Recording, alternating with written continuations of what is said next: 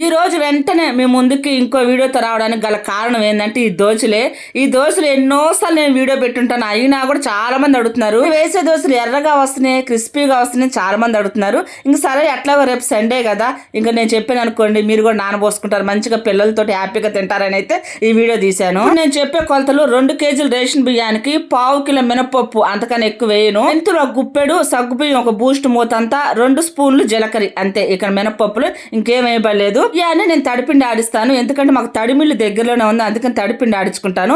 మీకు మిక్సీ ఉన్న గ్రైండర్ ఉన్న వేసేసుకోండి. నేనైతే కొద్దిగా జల్లెడ పెట్టాను, చూసారు కదా, కొంచెం అంత రవ్వ వచ్చింది, అందుకే దాన్ని పక్కన పెట్టేశాను. ఇప్పుడు మనం మిక్సీ పట్టిన మినపప్పుని ఆ పిండిని 2 కలిపేటప్పుడు కొద్దిగా సాల్ట్ అయితే యాడ్ చేసుకోండి. కండక్కకుండా తొందరగా పులవాలన్నా ఈ సాల్ట్ బాగా ఉపయోగపడుద్ది. నేను ఇంకే ప్రయోగాలు అయితే చేయను. పిండి న్యాచురల్ గానే పొంగాలి, అప్పుడైతేనే మనకి టేస్ట్ బాగుంటది. చూసారు కదా పిండి ఎంత బాగా పొంగిందో, దోశలు కూడా చూసాడు ఎంత ఎర్రగా వచ్చిందో. మీరు కూడా నానబోసుకోండి.